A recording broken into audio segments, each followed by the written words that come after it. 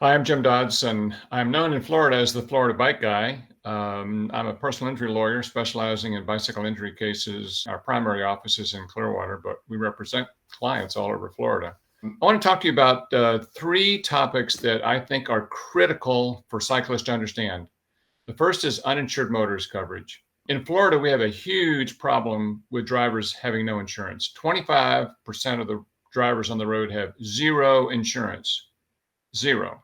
They don't have any insurance. And they are not the best drivers. These are the people who they put the deposit down to get their tag, and then they don't pay their premium. They get a driver's license violation, don't pay the fine. They get arrested for DUI, and they're driving on a suspended license and a variety of other reasons. But it's an enormous problem. And then we have the people who buy the bare minimum of liability of $10,000. And $10,000 in liability insurance will not get you to the emergency room. An emergency helicopter ride in Florida can cost you $45,000 in a heartbeat. My message to cyclists is we have to self-insure. We protect ourselves against all these drivers who are not carrying enough insurance to protect us when they make a mistake and cause us harm.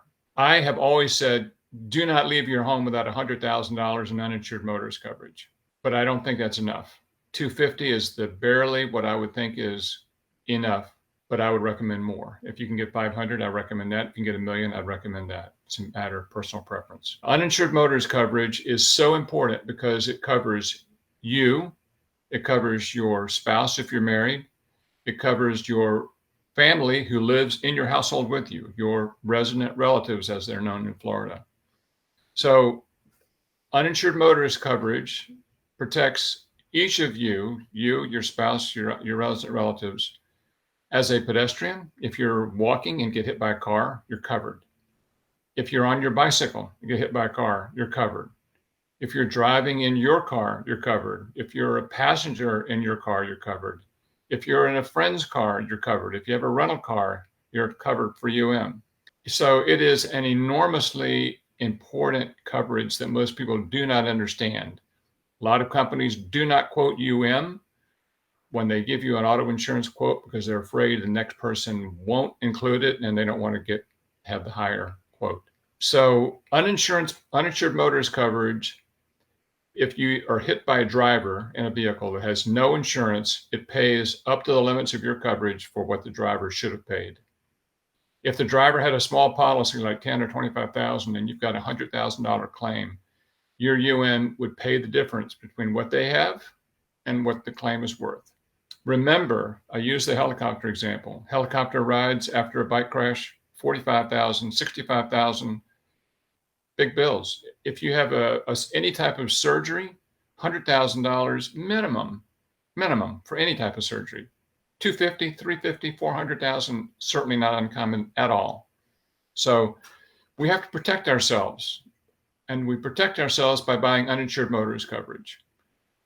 And remember that your agent may not understand it as well as I'm explaining it today. If you have more than one car on your policy, you can stack in Florida uninsured motorist coverage. So if you have two cars in your policy and you have a $250,000 policy, $250 per person, $500,000 total for the collision, no one person can get more than $250. You can stack that if you have two cars, and that becomes $500,000 and $1 million. It just doubles the coverage. If you have three cars, it triples the coverage. It is an inexpensive way to vastly increase your uninsured motorist coverage. You want to protect yourself, in my view, from the worst case scenario. What's the worst case scenario? Am I working? Do I have earning capacity that I need to protect? What kind of medical coverage do I have, and am I willing to protect myself against that? Remember that even if you have great health insurance, and if you have Medicare and you've got VA or whatever you've got, and you have a big claim and they pay $200,000 on your behalf, you settle your claim, they're entitled to get reimbursed first. So potentially that big $250,000 settlement you get doesn't look so great when you pay $150,000 to your healthcare provider. So uninsured motorist gives you the advantage, the opportunity to reimburse the medical and still get compensated for the hell that they put you through and the way it changes your life. If you do nothing else from what I tell you today, get your declarations page, call your agent, talk about increasing your uninsured motorist coverage, and talk to them about stacking your coverage. If you have multiple vehicles, but even if you have one vehicle in Florida, you can stack uninsured motorist coverage on one vehicle. And I recommend that you do. When I just spoke in June to the Florida Association of Independent Insurance Agents, and I talked from a lawyer's perspective, talking about UM. And many of them did not understand what I'm telling you right now, that UM protects you on your bicycle when you get hit by a car. Some of the agents did not understand that. The other thing they don't understand is how stacking works. Many of the agents do not understand that in Florida, you can stack one vehicle. Why do you want to do that? Stacking makes the circumstances on which your UM will apply much more broad. I gave them during my talk probably 10 examples of how UM protects you, stacking versus non-stacked, the regular UM. You always want to stack UM. One easy example is you buy a car. You fail to notify your insurance company within 30 days that you've added that car to your policy. You get in a motor vehicle accident 6 weeks later, you've never added it. If you have the standard non-stacked UM, you will not be covered. If you have stacked UM, you would be covered, even though you've not reported the vehicle and even though you've owned it outside the 30-day period. That's just one example. There are many others I could give you. The other thing I want to talk to you about is helmet technology. I'm a great advocate for protecting ourselves against concussions to the best possible ability to do so.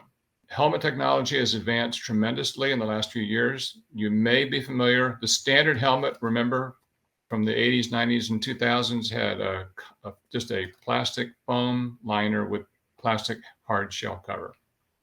Useless for protecting you against concussions, designed to protect you only against a skull fracture. The most common injury that we see in our practice with cycling crashes is a concussion.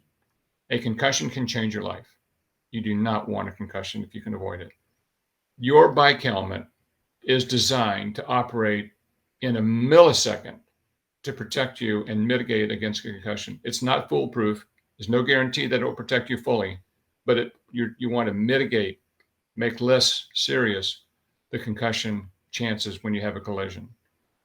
What happens is the head stops when it hits a hard object, the ground, another vehicle, whatever. The brain continues to move.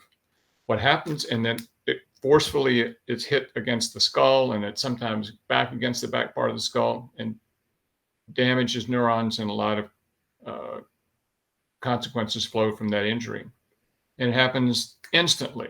So this helmet does nothing for me all the time, and hopefully I never use it, but I need it in that instant that the concussion could occur.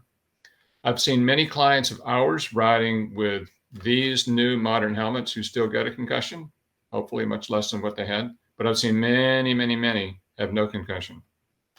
It's kind of the luck of the draw. This is a Bontrager Wave Cell bike helmet. High visibility. You can see the honeycomb inside. This is what I use currently. I have a MIPS helmet as well, multiple impact protection system. It's a helmet that has a liner. Whether it's MIPS or this one, there's some other ones that have come out. There's a helmet by Kineticore and a helmet by Smith. It's called Koyard, I believe it is, Koyard. We have information on our website about it.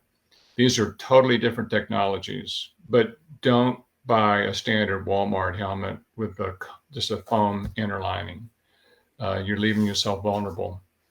What I recommend is to go to the Virginia Tech Helmet Lab, go to the website, Virginia Tech Helmet Lab, and they rate bicycle helmets. And I personally feel like I want a helmet in the top 10. And they'll have them by manufacturer, and they'll have the rating for them.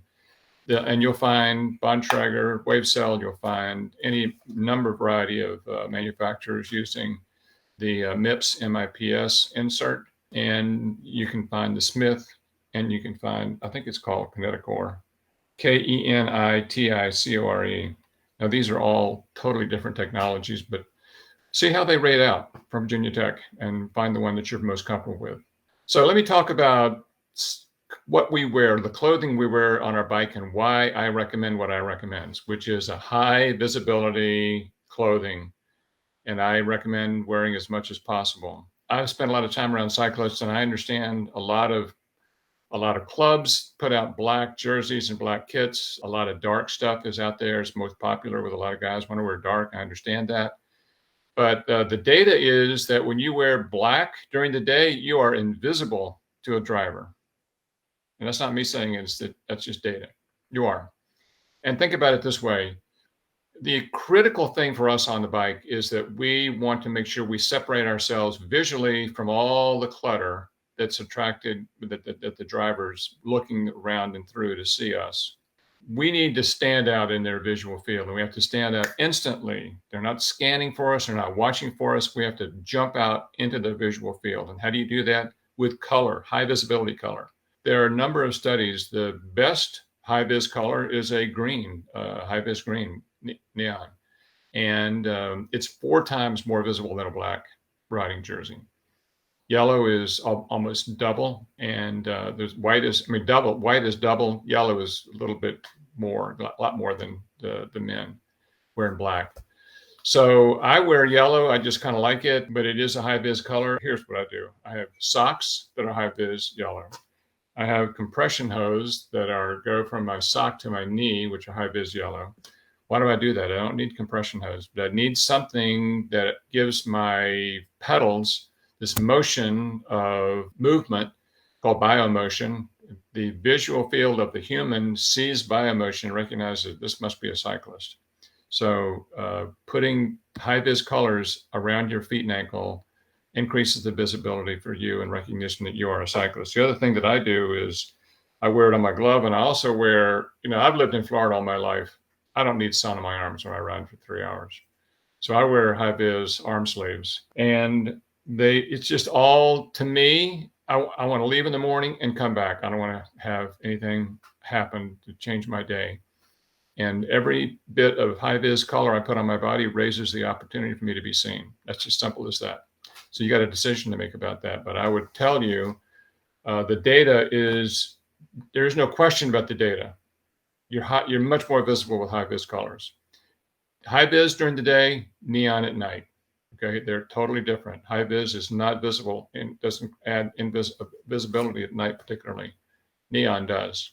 So, and also, obviously put it on your helmet if you have an opportunity to. So those are the things I wanted to go over with you. Normally if we're talking to each other live, I would take questions and what have you, and we can't do that today. But if you have questions and want to interact with me, jim@jimdodsonlaw.com. You can send us your email and question, and I will try to get an answer for you. I hope you found this helpful. If you do nothing else today, make sure you get your declaration sheet out, call your insurance company, verify the amount of UM you have, buy the amount of UM you're willing to pay for, and then we all hope we never need it, but you have to have it when you do need it. And I'm Jim Dodson, the Florida Bike Guy. I wish you the very best and enjoyed talking to you. Take care.